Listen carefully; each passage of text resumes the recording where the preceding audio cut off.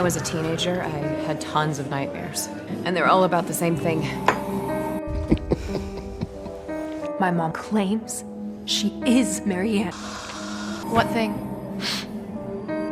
Marianne. Marianne resembles you and me.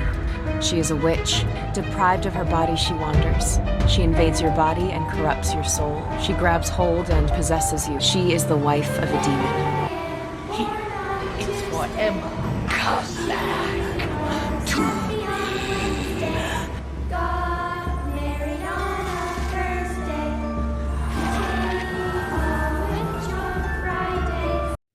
तो दोस्तों, स्वागत है आपका हमारे YouTube चैनल में। और आज की इस वीडियो में मैं एक्सप्लेन करने जा रहा हूँ मैरियन वेब सीरीज़ के एपिसोड 1 योर ड्रीम्स को। तो वीडियो शुरू करने से पहले कहना चाहूँगा कि अगर आपने मेरे मैरियन के कैरेक्टर एक्सप्लेन की वीडियो नहीं देखी है तो आप पहले उसे देख लीजिए, क्योंकि मैं इस वीडियो में सीधा कैरेक्टर्स के नाम लूँगा। तो अब बिना देर करते हुए चलते हैं सीधा वीडियो की तरफ।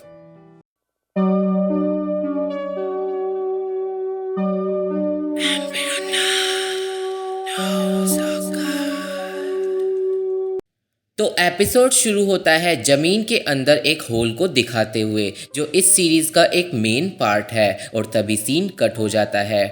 अब हमें एक घर का सीन दिखाया जाता है जहाँ पे रेडियो में एमा का इंटरव्यू चल रहा होता है। और उस घर में एमा की लिखी गई लिजी लार्क नाम की बुक बहुत सारी कॉपीज़ में होती है। अब हमें उस घर में कैरोलिन नाम की एक लड़की को दिखाते हैं जो अपनी मॉम को ढूंढ रही होती है। अब कैरोलिन को जब अपनी मॉम मिलती है तो हम व्यूअर्स देखते हैं कि वो और कोई नहीं मिसेस डॉगरन है। और अब कैरोलिन अपनी मॉम को आवाज़ लगाती है और जब मिसेस डॉगरन पीछे मुड़ती है तो हम व्यूअर्स देखते हैं कि मिसेस डॉगरन एक चाकू से अपना दांत बाहर निकालने की कोशिश कर रही है। और ये सब देखकर कैरोलिन डर जाती है। अब मिसेस डॉगरन अपना दांत बाहर निकाल लेती है और फिर कैरोलिन को बोलती है कि ये दांत एमा के लिए है। और सीन कट हो जाता है। अब हमें एमा को दिखाते हैं जो अपनी हॉरर बुक लिजी लार्क को अपने फैंस को पढ़कर सुना रही होती है। और हमें पता चलता है कि एमा ने अपनी बुक में मैरियन नाम की एक विच की कहानी लिखी है जो लिजी लार्क नाम की एक लड़की के पीछे पड़ी होती है। पर अब एमा ने उस बुक का फाइनल चैप्टर लिख दिया है, पर जो बुक की एंडिंग होती है उससे लोग बिल्कुल भी सेटिस्फाइड नहीं होते, क्योंकि एमा की बुक की जो एंडिंग होती है वो बिल्कुल इलॉजिकल होती है। अब अगले सीन में एमा अपनी असिस्टेंट कमील को ड्रिंक के लिए इनवाइट करती है, पर कमील एमा को पहले एक बुक स्टोर में ले जाती है लोगों की बुक पे साइन करने के लिए।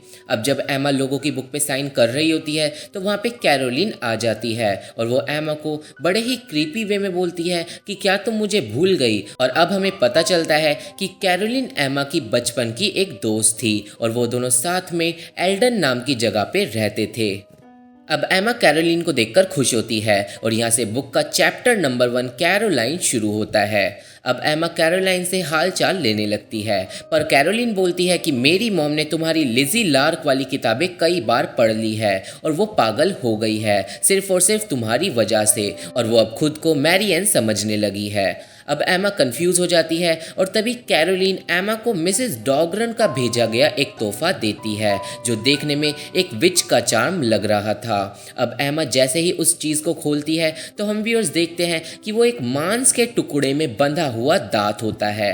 अब कैरोलिन बोलती है कि मेरी माँ तुम्हें वापस एल्डन बुला रही है, वरना वो मेरे बाद तुम्हारे मम्मी पापा को अपने साथ ले जाएगी। अब एमा को डर लगने लगता है और फिर कैरोलिन बोलती है कि हर रात मेरी माँ अंधेरे में खड़े होकर मुझे घूरती रहती है और फिर जब मैं सो जाती हूँ तो वो अपने चाकू से मेरी बॉडी पे अजीब निशान को कार्व कर देती है। और अब कैरोलिन अपनी बॉडी पे अजीब निशान दिखाती है जो उसकी माँ ने बनाए थे, और तभी सिक्योरिटी आकर कैरोलिन को वहाँ से ले जाती है।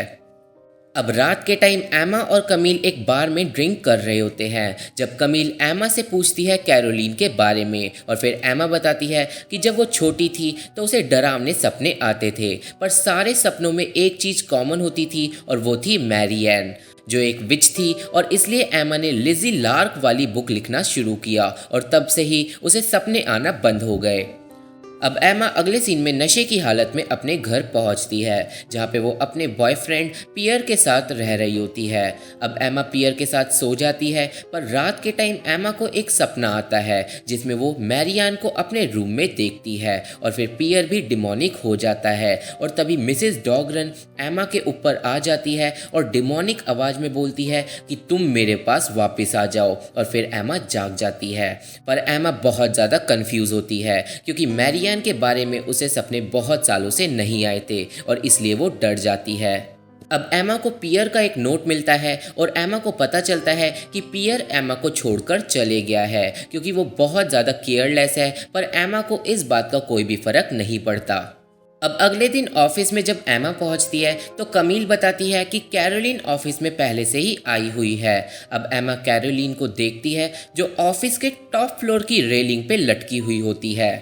अब कैरोलिन एमा को बोलती है कि मेरी माँ ये चाहती है कि तुम लेजी लार्क और मैरियन के बारे में किताबें लिखती रहो, वरना वो तुम्हारे पेरेंट्स को अपने साथ ले जाएगी। अब कैरोलिन अपना एक क्रूसीफिक्स एमा को फेंक कर दे देती है और बोलती है कि इसे मेरी माँ को वापस दे देना।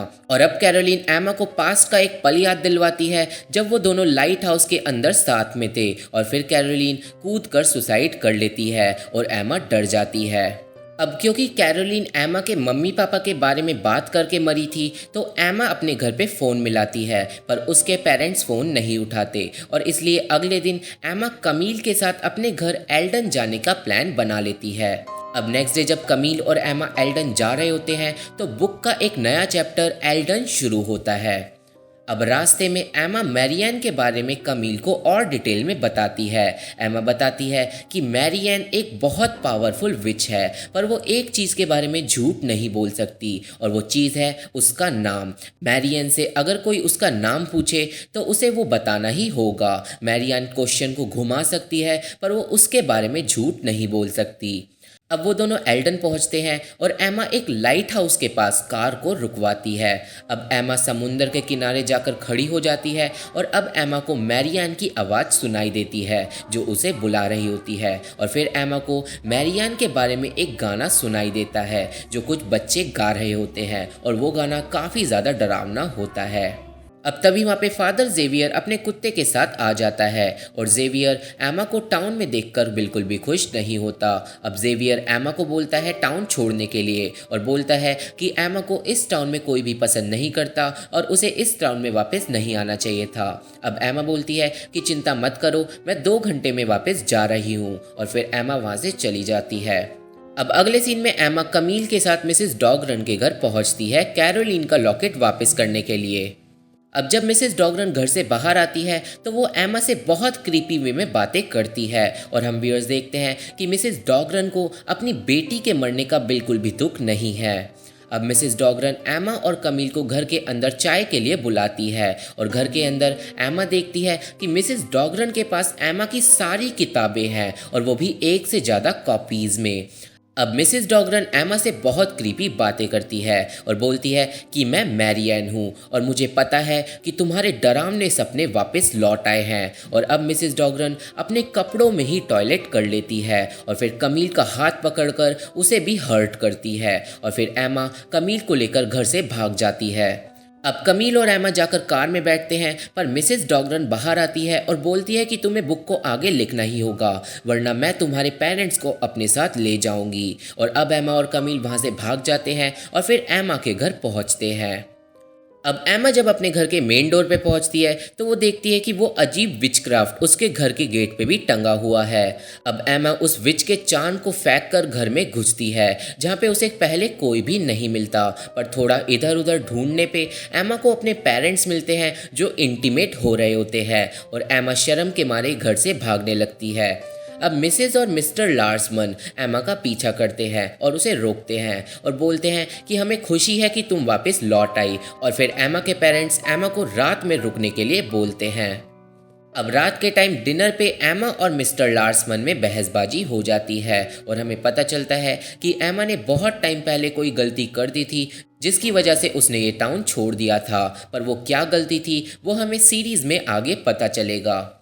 अब रात के टाइम सोते वक्त कमील को नींद नहीं आ रही होती और फिर वो टॉयलेट के लिए जाती है। अब जब कमील टॉयलेट कर रही होती है तो कोई दरवाज़ा खोलने की कोशिश करता है जो बहुत ज़्यादा डरावना और अजीब होता है। अब कमील बोलती है कि कोई टॉयलेट में पहले से ही है और फिर जो भी बाहर होता है वो टॉयलेट का दरवाज़ा खोलना बंद कर देता है और कमील डर जाती है। अब कमील बाथरूम से बाहर निकलती है और मिसेज लार्समन को नेकेड हालत में देखती है जो उल्टी कर रही होती है और फिर तभी मिस्टर लार्समन कमील पे आकर अटैक कर देते हैं और वो भी बिल्कुल नेकेड होते हैं और उन दोनों के शरीर पे वही निशान बने होते हैं जो कैरोलिन के शरीर पे बने थे। अब कमील को डर लगने लगता है और वो रोने लगती है और मिस्टर और मिसेज लार्समन घर के बाहर चले जाते हैं। अब एमा वहाँ पे आती है और कमील को संभालती है और कमील एमा को उसके पेरेंट्स के बारे में बताती है। अब एमा अपने पेरेंट्स के पीछे घर के बाहर जाती है जहाँ पे एमा देखती है कि उसके पेरेंट्स नेकेड हालत में जंगलों की तरफ जा रहे हैं। अब एमा जंगलों में चली जाती है और अपने पेरेंट्स को ढूंढने की कोशिश करती है पर एमा को उसके पेरेंट्स नहीं मिलते। अब एमा अपनी गलतियों के लिए चिल्ला चिल्ला कर माफ़ी मांगने लगती है पर तभी मिस्टर लार्समन एमा पे आकर अटैक कर देते हैं और एपिसोड यहीं पे ख़त्म हो जाता है। तो ये थी explanation Marian episode 1 your dreams की और मुझे आशा है कि आपको ये एपिसोड समझ आ गया होगा। मुझे पता है एपिसोड 1 के बाद काफ़ी सारी चीज़ें क्लियर नहीं है पर आगे जैसे जैसे सीरीज़ बढ़ेगी चीज़ें धीरे धीरे क्लियर होती जाएंगी तो आप मेरे चैनल पे बने रहिएगा। फिर भी कोई भी क्वेश्चन हो आपको इस एपिसोड से रिलेटेड तो आप मुझे कमेंट बॉक्स में पूछ सकते हो। तो आज की वीडियो में बस इतना ही। वीडियो पसंद आया तो चैनल को सब्सक्राइब कर देना, वीडियो को लाइक एंड शेयर करना मत भूलना। Thank you, bye bye.